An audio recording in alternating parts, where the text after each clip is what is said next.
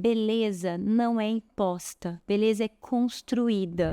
Eu brinco que a pele não fala, a pele grita, ela dá muita bandeira do que a gente está por dentro. E o propósito do profissional de saúde, ele tem que estar relacionado à saúde. A beleza é a cerejinha do bolo, né, Geis? É um complemento. Exatamente, porque a autoestima é o sistema imunológico do cérebro. Olá, sejam bem-vindos ao podcast da pós-graduação em dermatologia da Faculdade São Leopoldo Mandique.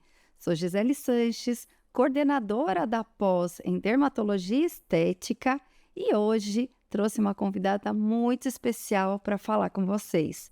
Doutora Geisa Costa. Se apresenta um pouquinho, Geisa, conta para os meninos da onde você veio.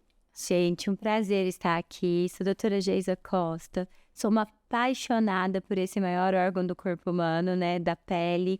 Acredito que através dele a gente consegue fazer conexões incríveis entre o meio interior e o meio exterior.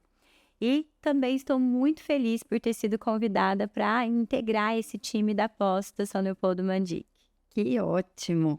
Geisa, conta pra gente. Você sempre fala muito sobre propósito, né? E isso inspira muito os profissionais que estão começando na área, profissionais até mais experientes. Conta um pouquinho pra gente como que esse propósito se aplica na prática da sua dermatologia. Exatamente isso, Gi. O propósito carrega com si tanto um peso, né, que é uma obrigatoriedade de você fazer aquilo que você se propõe, mas também uma leveza para que você faça aquilo que tem que ser feito para que tudo possa fluir.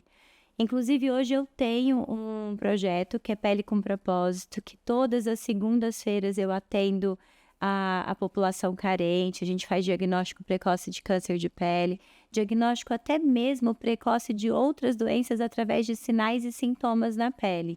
Então, principalmente para os alunos que estão chegando, é muito importante saber que a pele pode te dar pistas muito importantes sobre outras doenças. Não só doenças físicas, como doenças emocionais e doenças mentais. Então, a gente pode, a partir da pele, traçar um tratamento, traçar essa abordagem terapêutica muito mais interessante com os pacientes.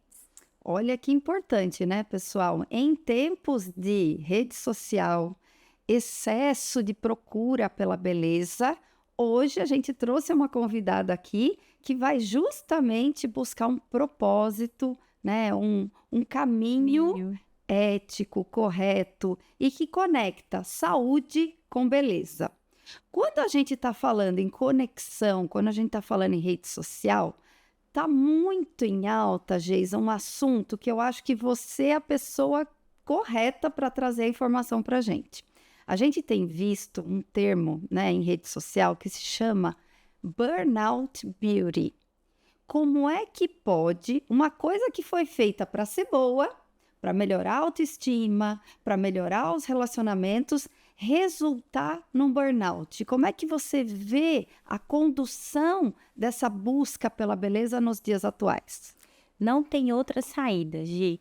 Quando a gente pensa nesse burnout beauty, nós temos que pensar no ser humano como um todo.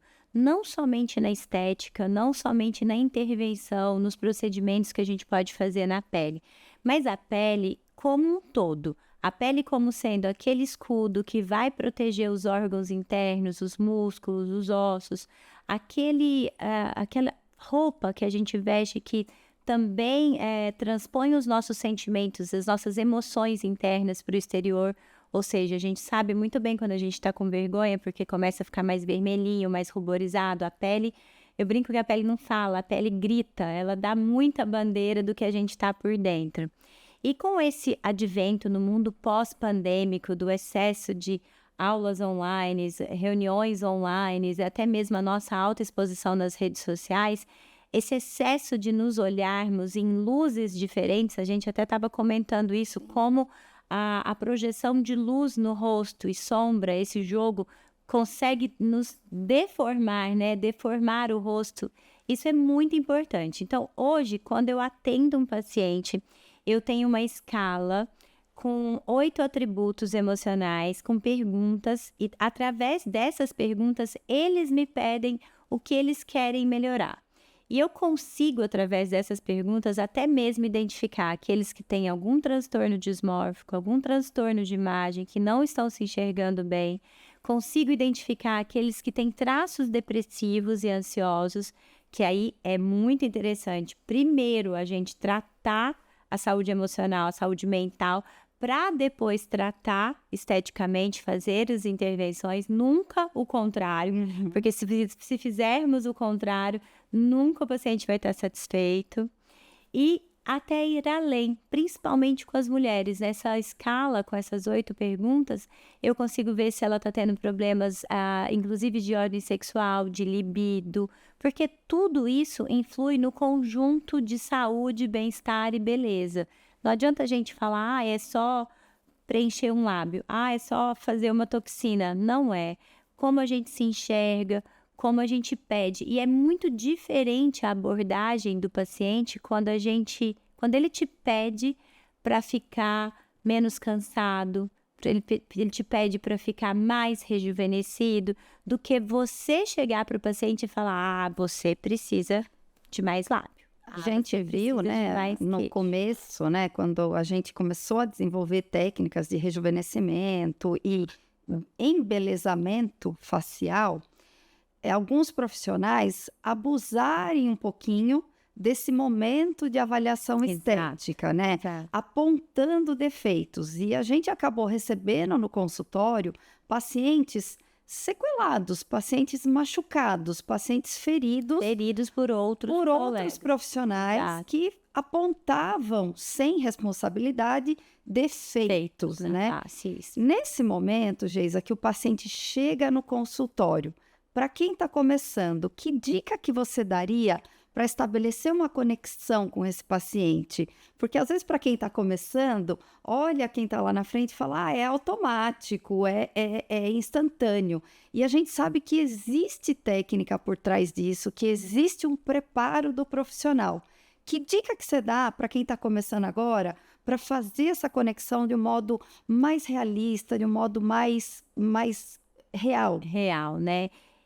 Você falou tudo, Gi. A conexão é fundamental para que o tratamento seja bem feito. E isso a gente só vai adquirindo com o tempo, né? Nesses 20 anos de dermatologia, o que eu mais desenvolvi, eu falo que isso às vezes pode ser uma dádiva minha, um dom, mas hoje eu sei que isso pode ser replicado, as pessoas podem conseguir fazer isso. Então, estabeleça uma conexão genuína com o seu paciente. Nós somos seres humanos, nós temos sentimentos muito parecidos e se não tiver essa empatia, se você não se colocar no lugar do outro, tentar sentir o que ele está sentindo e fazer uma conexão genuína, essa relação médico-paciente dentro da estética, ela não será perene. E a gente precisa de algo perene até para pensar na longevidade, para pensar nesse gerenciamento do envelhecimento, para pensar que, eu brinco que hoje nós vamos durar muito mais do que os nossos avós e os nossos bisavós duraram, né? Um ser humano,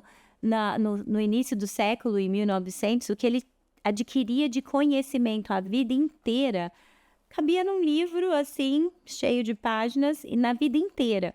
Hoje, a gente recebe isso aqui de informações por semana, advindo de inúmeras fontes, YouTube, Instagram, livros mesmos, artigos científicos, tudo isso chega um bombardeio. O cérebro não tem essa neuroplasticidade para acompanhar. Então, isso faz um paralelo bem interessante com o burnout da beleza, porque a gente também não recebia tanto isso antigamente. No máximo a gente tinha uma revista Capricho, Cláudia, ou quais eram as outras antigas aí que a gente via que tinha alguma referência de beleza. Hoje não, hoje você tem uma exposição o tempo todo, né? E uma exposição distorcida, porque na maioria das vezes, antigamente a produção para uma revista utilizava luz, maquiagem. Hoje utiliza de recursos gráficos inteligentíssimos. Inteligência artificial, né? Artificial para modificar o rosto, para modificar a espessura do fio, para modificar tamanho de cílios e tudo mais. Tudo isso é muito distorcido, né? Mas para fazer essa conexão precisa ser genuína. Então, a primeira coisa que eu faço quando eu recebo um paciente é achar algo genuinamente que me encante na beleza dele. E eu sempre acho, Gi, pode ser o formato da sobrancelha, pode ser o jeito de olhar, pode ser o cabelo, mas precisa ser genuíno. E o paciente sabe que você está sendo verdadeiro com ele. Então, o elogio é uma forma de conexão. Depois, conforme você vai fazendo a anamnese, vai perguntando da vida, eu sempre divido o meu tratamento em academia da beleza, em 3 pilares. Então, eu faço a primeira investigação da saúde interna, que é o inner care, o segundo, o skin care, que é a tarefinha de casa, e o terceiro, que é o derma care, que são os tratamentos na clínica. Durante essa investigação, eu consigo fazer algumas outras conexões. E essa conexão que você fizer, ou você vai lembrar de alguma frase que ele te trouxe, ou alguma história, você tem que anotar, gente. Vocês que estão começando, anotem no prontuário, anotem na anamnese, para quando você encontrá-lo novamente, você lembrar desse fato, lembrar desse gancho, dessa conexão, porque isso vai ser muito importante, que ele vai se sentir, poxa, então eu sou importante para ela. Ela prestou atenção naquilo que eu falei e aquilo nos conectou, mas tem que ser genuíno. Não adianta fazer isso de uma maneira só para fim de ganhar, de lucrar. O dinheiro tem que ser consequência.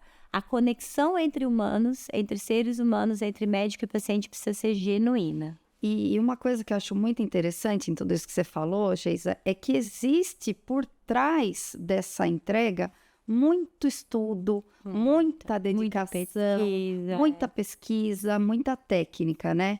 E aí, quando você divide a jornada do seu paciente, né, durante o atendimento, eu acredito também que existe uma equipe, existe uma estrutura física. Para quem está começando, o que você daria de dica ou como construir essa jornada? Será que eu preciso investir muito dinheiro? Será que é isso que o paciente busca hoje em dia? Como é que eu posso, dentro de uma possibilidade, talvez, né, uma estrutura física menor, fazer essa jornada desse paciente, entregar para esse paciente essa experiência completa? Leonardo da Vinci tem uma frase que diz que a simplicidade é o máximo da sofisticação. Então, hoje eu vejo, né, que tenho 2 unidades, 2 clínicas grandes, e isso às vezes complica um pouco essa conexão e esse contato com o paciente, né? Que a gente tem sistema inteligente de resposta pelo WhatsApp e tal. Então, não precisa ter alguém que faça ali a parte de secretário, que faça aquela conexão genuína com o seu paciente, que marque o horário, agende. E dentro da sua sala, você tem que dar o seu melhor, tem que gerar aquela conexão bem feita ali. Então, não precisa de muita estrutura. Lógico, fazer uma rede social é importante? Mas atender é muito mais importante, atender bem. Porque o seu paciente, ele vai ser o seu melhor influencer. Ele vai trazer um primo, um parente, vai trazer um amigo. Ele tem que ser o seu melhor influencer. Não adianta a gente, às vezes, gastar, investir, mas se você não der o seu melhor ali e também não entregar o resultado.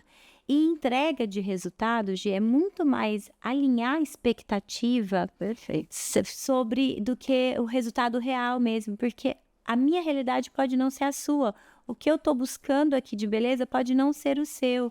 Então, esse alinhamento é muito importante. Quando eu montei essa tabela, quando eu montei esses 8 atributos emocionais, essas 8 questões para identificar, é exatamente para alinhar a expectativa, porque elas costumam ser altíssimas. E nesse momento você tem que chegar para o seu paciente e falar, olha, não vou chegar. Mais rejuvenescido, mais feminino, mais jovem, mais magro, não dá. Calma, vamos organizar, vamos escolher um menos cansado aqui, vamos escolher um menos sério, porque aí dá para a gente ir trabalhando essas partes para que a beleza venha à tona. E não sei se você viu um artigo científico do Matthew Avram, de Harvard, dizendo que a cada 10 pacientes de estética, 60%, tem algum distúrbio psicológico, algum distúrbio emocional. Essa busca, né, Geisa, a gente vê, assim, cada vez pessoas mais jovens, cada vez pessoas mais bonitas, buscando incessantemente essa melhora. O que eu entendo no meu consultório? Que a gente, às vezes, ocupa papéis e está em momentos de vida que não condizem com a nossa idade biológica, né? Eu vejo exatamente. pacientes 60 a mais, às vezes até 70 a mais, ainda ativos no trabalho Buscando. e produzindo muito bem, e que às vezes a aparência não conecta com aquele momento de vida do paciente. Eu tenho também uma população, e é sobre ela que agora a gente vai falar, que são as mulheres que entram na menopausa por volta dos seus 45, Sim, um pouquinho antes. às vezes até antes, né? E que estão no auge da vida afetiva, Tudo. da vida financeira, da vida, né, familiar. Como é que você trabalha esses 3 momentos, né? O in, o out, a tarefa de casa, e concilia esses procedimentos estéticos para entregar para essa mulher a aparência que condiz com aquele momento de auge de vida dela? Não tem outra saída, Gi, a não ser essa integração perfeita desses 3 pilares que eu criei. Se não tiver com a saúde interna organizada, se não tiver com aquela tarefinha de casa ali, o skincare bem organizadinho, e se não tiver com os procedimentos em dias do consultório, a gente não consegue entregar esse resultado, essa expectativa. Só que tudo isso depende muito de como ela está mentalmente, emocionalmente naquele momento. Então, hoje, as psicodermatoses, né? Eu tenho visto, antigamente eu via muito mais em adolescentes, o skin picking, que é aquele de ficar se machucando, se apertando. E isso é extremamente a pele gritando para você por socorro. E não só a pele, o emocional também, o mental, precisa de dar uma organizada ali. Então, hoje, para entregar para essas 3 pacientes que você me falou, nessas 3 idades, eu preciso estar com isso muito claro. O Inner Care precisa estar com consulta psiquiátrica em dia. Se tiver que usar algum neuroprotetor, tem que usar neuroprotetor. Tem que estar com a higiene do sono em dia, não tem saída. Alimentação, tem que bater meta de proteína. Não adianta ficar entupindo de colágeno hidrolisado em pó se você não está nutrindo o que produz o colágeno, que é a proteína. Você sabe, Geisa, aqui no consultório, cada vez mais eu uso um termo. Eu falo, olha, o óbvio tem que ser dito. Tem que ser dito. E aí, se você pensar, né, na entrega do colágeno, ela existe? Existe. Mas não substitui a alimentação correta, você fazer o básico, o seu exercício físico diário. Só o exercício físico diário não é o suficiente. Então nós vamos ter que partir para terapia, yoga.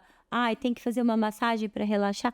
Geisa, mas pelo amor de Deus, eu não tenho dinheiro para tudo isso, é muito caro, é muita coisa. Começa devagar, começa uma técnica de mindfulness que a gente acha hoje no YouTube, já ajuda bastante. Mas todo esse holograma tem que estar muito redondinho para que a beleza possa fluir, para que a beleza possa irradiar, né? Para ficar aquela coisa assim que a pessoa olha e tá bem. E nem sempre tá todo dia bem, e tá tudo bem. É uma montanha russa. Tem dia que a gente tá mais bonita, tem dia que a gente não tá se sentindo tão bonita, e tá tudo bem. E é isso que precisa para esse burnout diminuir. Dá uma diminuída.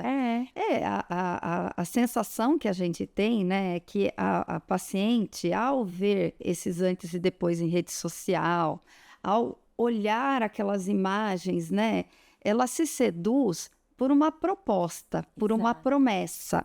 E quando ela vem para a nossa prática, o nosso papel, enquanto agentes de saúde, né, é trazer a realidade. A realidade, e mostrar para aquela paciente que nem tudo que brilha em rede social é real, faz sentido. O que para aquele momento de vida dela faz mais, e construir essa beleza ao longo da linha do tempo, né? Porque hoje uma coisa que eu faço muito no consultório, eu pego uma folha em branco, traço um risco, falo, a gente tá aqui, nós queremos chegar aqui. Mas entre hoje e o seu objetivo, tem um negócio chamado tempo. Uma jornada.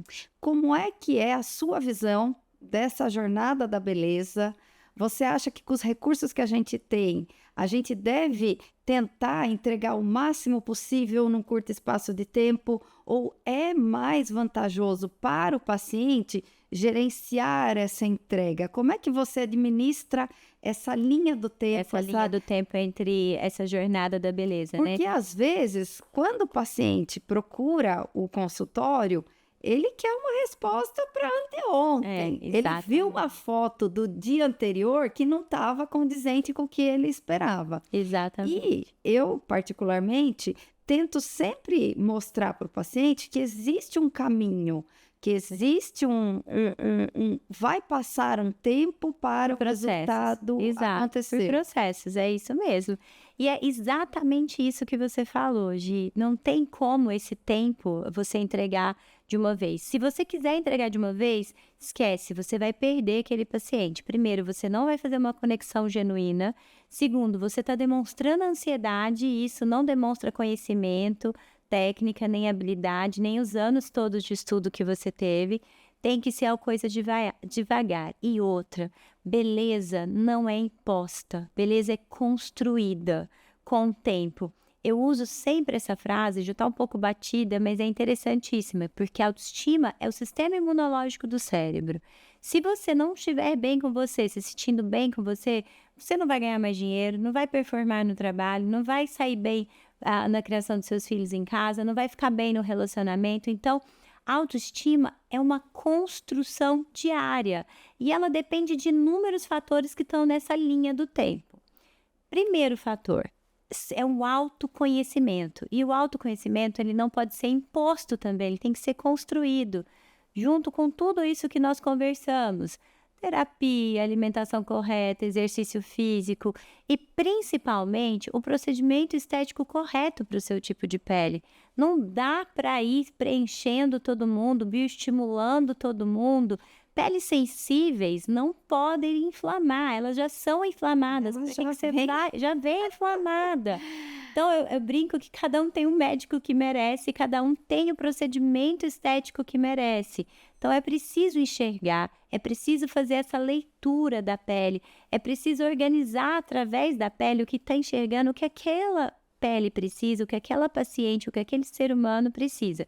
E traçar lentamente nessa linha do tempo um tratamento bem feito, mas que lá na frente vai ficar bem bacana. Você sabe que essa questão da ansiedade, né, acontece também com os nossos alunos. Sim. Por quê? Porque a gente que já está, né, há 20 anos na estrada, a gente olha para trás e fala, nossa, foi uma vida. Uma vida. E às vezes eu recebo, né, no WhatsApp, às vezes em rede social, às vezes até naquelas conversinhas no corredor, alunos com uma super alta expectativa no segundo, terceiro mês da pós-graduação.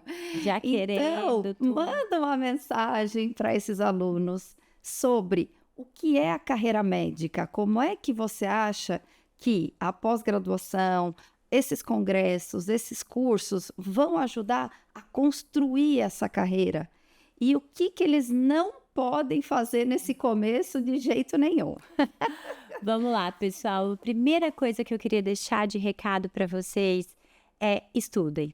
Estudem e sejam curiosos e sempre se perguntem se aquele é o caminho certo. O que eu falo disso? Hoje eu tenho um instituto de pesquisa com vários alunos que a gente publica relatos de casos para revistas científicas, até mesmo para pôsteres em congressos nacionais e internacionais.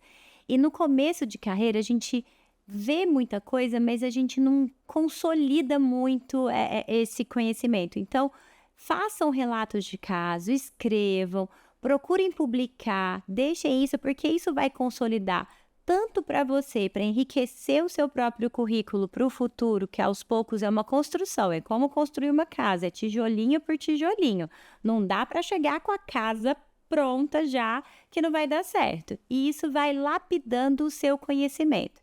E o segundo conselho que eu daria é que sejam autênticos, mas principalmente sejam genuínos com seus pacientes. Nunca façam alguma coisa só para, eu vou ganhar um dinheiro daquele paciente. Não, estabeleçam essa conexão genuína, façam essa conexão que eu tenho certeza que você vai envelhecer junto com o seu paciente. Eu brinco eu brinco com os meus pacientes, a gente está envelhecendo junto. Eu tenho pacientes de 20, 15 anos que estão comigo a vida inteira. E é isso, é sobre essa jornada da vida, sobre essa conexão e sobre estar sempre melhorando um órgão vivo. Não dá para ir uma vez só lá e fazer um injetável e achar que a sua pele está saudável. Não, a pele ela só reflete por fora como você está saudável por dentro. Lógico, temos recursos tecnológicos hoje para deixar a pele mais saudável? Temos, e incríveis, lasers Usamos maravilhosos, todos, usamos inclusive, tudo. né? Mas não adianta nada se por dentro não tiver ok. Bom, Geisa, a gente falou das mulheres, né, na perimenopausa ou na menopausa, mas tem outro assunto muito em alta e que tem preocupado muito, né, a gente que trabalha com saúde da pele, que é o acesso e o uso excessivo de dermocosméticos e até de remédios que a gente usa para cuidar da pele por adolescentes, por pré-adolescentes. Isso começou lá nos Estados Unidos, né? Eles deram o nome de Sephora Kids. Crianças por volta dos seus 11 a 15 anos se reuniam, iam até a loja, né, que vende dermocosméticos e maquiagem e usavam aqueles produtos, consumiam aquele material sem uma orientação, sem um direcionamento. E a gente começou a ver, inclusive, efeitos colaterais e adversos desse exagero, desse uso indevido dos dermocosméticos. Conta um pouquinho pra gente a sua experiência com essa onda aí do Skincare Kids, como é que você administra isso na sua prática dermatológica? Gi, isso é muito importante, é uma questão que a gente tem que levar muito a sério. Logicamente, isso foi um advento aí da própria indústria para vender esse excesso de dermocosméticos, né? Eu faço uma reflexão com a minha própria vida, que na idade que essas meninas estão, que é de 10, 12 anos, eu tinha um único dermocosmético que era minha avó que me salvava, que era um condicionador que existia só um amarelo, antigo. E a Eu sempre tive o cabelo muito fininho, embaraçava muito e eu chorava para minha mãe desembaraçar meu cabelo, porque ele embaraçava bastante. E quando a minha avó chegava com esse condicionador, parecia que eu via a luz, assim, sabe? A alegria, porque aquilo ia facilitar para mim. Ótimo. Um dermocosmético que me trazia bem-estar, que prevenia ali, evitava o meu choro, a dor do pentear, né? Que é difícil, que embaraçava. Hoje, o banheiro tem, no mínimo, 4, 5 tipos de condicionadores diferentes, e não importa a classe social. Pode ser qualquer classe social que tem vários tipos. Dentro de tudo isso, Gi, tem inúmeras químicas, conservantes, e é preciso voltar aqui, gente, para a função da pele. A pele absorve tudo que a gente coloca nela. Tanto é que para tratar uma mulher menopausada, a gente usa gel transdérmico. A gente passa hormônios para reposição hormonal em gel e é absorvido pela pele e isso aumenta os níveis hormonais. Imagina numa criança que ainda não teve a sua primeira menarca, não tem ainda regulação hormonal totalmente estabelecida, tendo contato com inúmeras químicas, conservantes e sabe lá Deus o que mais tem dentro desses inúmeros cosméticos, porque só para pentear o cabelo são 4, 5 tipos de condicionador. E esquece o básico, que uma criança precisa do básico. O básico é fotoproteção adequada.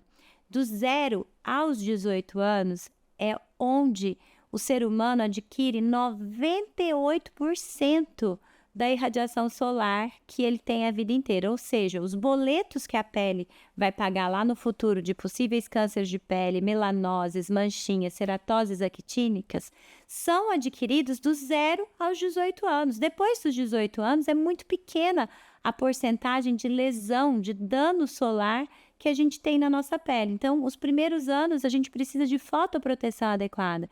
Então, criança precisa só de protetor solar, mais nada.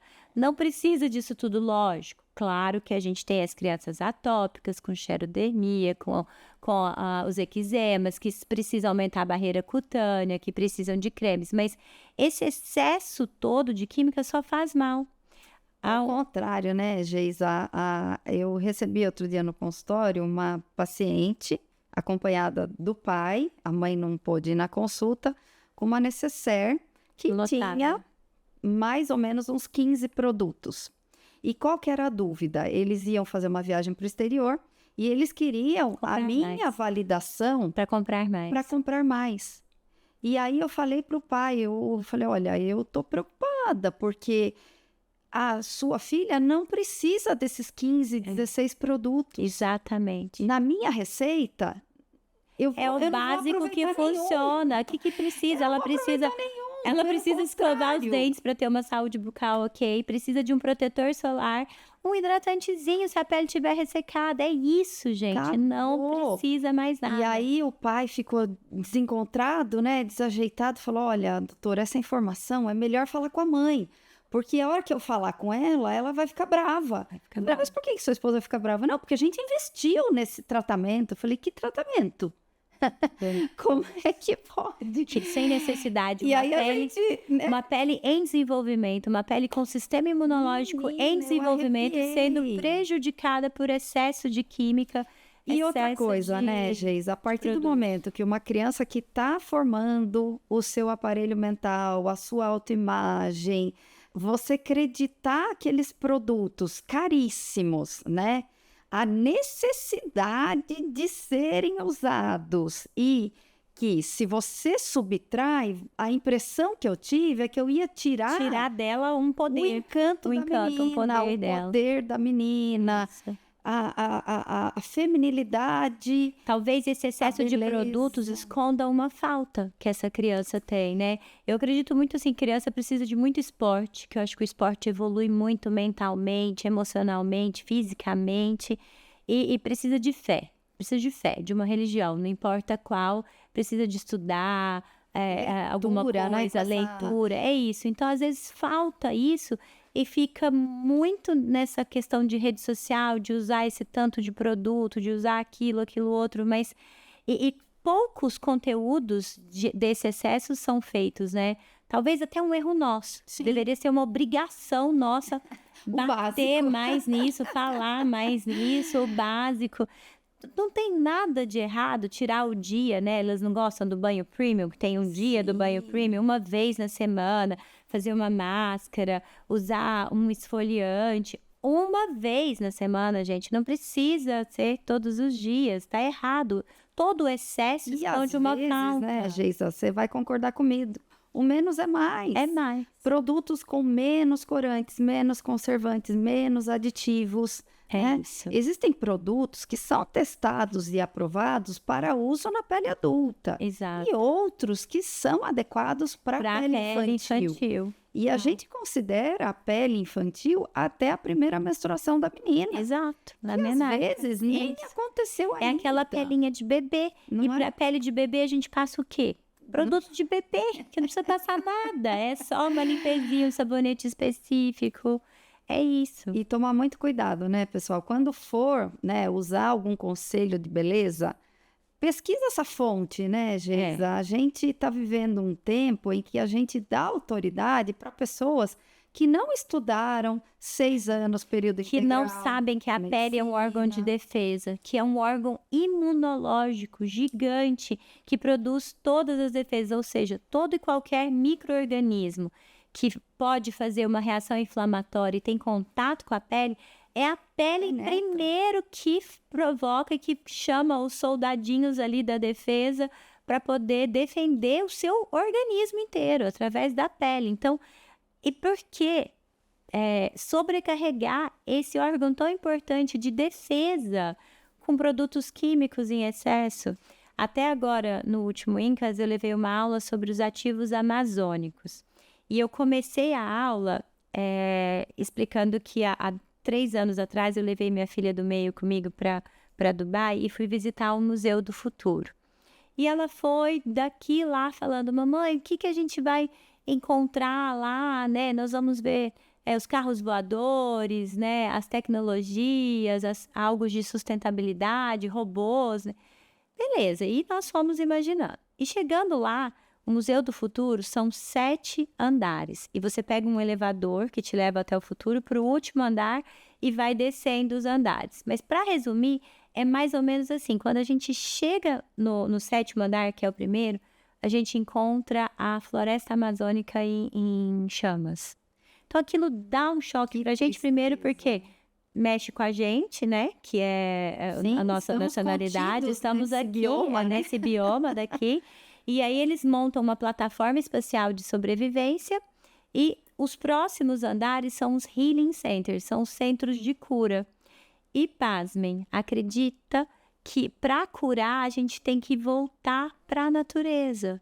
Então, para o básico, voltar para os ativos naturais da natureza, para as plantas, como se fazia antigamente, aquelas plantas que acalmam, né, as coisas, mas não o excesso de química. A riqueza está no solo, está num solo rico, no bioma. Então, tudo isso, e um dos healing centers, dos andares, fala dos trabalhos manuais, o quanto as crianças perderam os trabalhos manuais, a questão da escrita, porque o escrever, o costurar, o bordar, o fazer o crochê faz conexão neuronal, que isso tudo vai deixando aquela questão do brain rot, né, do brain root, que o cérebro vai ficando congelado, né? ali, né, perde plasticidade. limitado, né? Então, precisa de tudo isso, do caminhar, do grounding, de colocar o pé na grama, do chão, tudo isso. Mas voltando aos produtos, precisa ser básico e com componentes mais naturais. Olhar rótulo, né, Gi? Aprender a olhar rótulo. Quanto maior o rótulo... Foge. A dica da dermato. Foge. Você quer comprar um produto, você virou o rótulo, aquelas letrinhas miúdas, né, Geisa? Ultrapassa 3, 4 linhas, tome cuidado. Tome cuidado, use com parcimônia, pesquise, veja se é adequado para sua pele e principalmente a pele de uma criança. E na dúvida, né, pessoal, contem com profissionais bem formados para poder orientar essa rotina de cuidados, né? Esse skincare que às vezes nem é necessário. Que a gente, dermato, às vezes olha aquela, né? Acha uma maluquice. A maluquice, Geisa, porque você limpa 3 vezes para hidratar 4. Não é possível isso. Para repor, você tira e repõe. Não tem lógica. Não tem lógica. A conta não fecha, a matemática não fecha. E uma coisa que eu queria que você comentasse um pouquinho é dos efeitos colaterais disso, né? Que a gente acaba recebendo no consultório, cada dia mais, problemas relacionados a esses excessos. Então, conta pra gente um pouquinho sobre isso. Ultimamente, até um caso de machucou a córnea, de queimadura de córnea por ácido retinóico, que é um ácido que deve ser usado por nós... Sob prescrição, né, pessoal? Remédio. Exato, que ele faz uma renovação celular, ele faz uma ceratólise da pele e melhora mesmo, provocando ali o rejuvenescimento numa criança de 12 anos, entrou no olho. E tudo que nós passamos na pele, quando a gente dorme, tem a transpiração, o suor, esse produto pode migrar e pode entrar na parte dos olhos ou coçar. E é extremamente tóxico para os olhos. E não só isso, como eu disse anteriormente, a pele absorve toda essa química e faz modificações internas, dando problemas no eixo hormonal e tudo isso. Mas o principal efeito colateral que eu vejo é uma pele irritada, uma pele machucada, uma pele perdendo a sua função de pele, que é barreira, que é proteção, que é imunidade. Então, para que esse excesso se a gente tem que fazer o contrário, se a gente tem que dar força para a pele cumprir o seu papel? Então, proteger essa pele, né? Então, pessoal, é complicado, assim, a gente tá diante de uma proposta, né, Geisa, de uma imposição muito do mercado, da indústria, dos excessos, que acaba gerando para os nossos pacientes, ao invés da proposta que é embelezamento, que é saúde a longo prazo, rejuvenescimento, que não faz sentido para uma pele de 10, 12 anos, tá, pessoal? Isso não tem lógica. Não tem lógica. A pele de 12 anos não precisa rejuvenescer, Mas, pelo contrário, a gente acaba expondo as nossas crianças ao risco de eventos adversos desses produtos graves imediatamente, Até com a supressão de médio, eixo hormonal. a médio e longo prazo, modificando o que a gente chama de homeostasia, né? O equilíbrio das funções internas e ainda gerando essa necessidade, né? Criando essa falta de autoestima, essa busca incessante, que é uma das coisas que a gente vê hoje em dia no consultório dessa geração, Dessa né? geração. Essa geração, ela vem com essa falta, Exatamente. com essa necessidade. E quando você pergunta para essas crianças, o que você está lendo? O que você gosta de jogar? Qual trabalho social você faz? Quais são seus anseios para o futuro? Silêncio na sala. Silêncio. Preocupante, Então, pessoal. é uma obrigação nossa, como médicas dermatologistas, né? Começar a falar mais sobre isso e não deixar quem não tem, né, a propriedade ali mesmo científica, intelectual, dominar, né? Porque o que eu falo para as minhas filhas, elas estão ganhando para fazer essa propaganda. Aí vocês estão perdendo, lesionando o maior órgão da pele de você, que é a pele de vocês, que é um órgão de barreira. De Consumindo, né, produtos e propostas que não condizem com a necessidade. Bom, Geisa, mais uma vez, né, a gente vai para fora, né, a gente somos profissionais conectadas com a angústia, né, da beleza, do rejuvenescimento, mas você traz essa necessidade do de olhar se olhar para dentro, né, de começar pela saúde. Então, conta um pouquinho para a gente como balancear isso, né, porque ao mesmo tempo que a gente tem esse discurso, né, a gente também se cuida, a gente também usa os recursos. Como é que a gente consegue um equilíbrio nessa entrega? Porque eu brinco com as minhas pacientes, né? Não adianta só a casca. Não adianta. O motor tem que estar funcionando. Tem que estar indo bem, exatamente.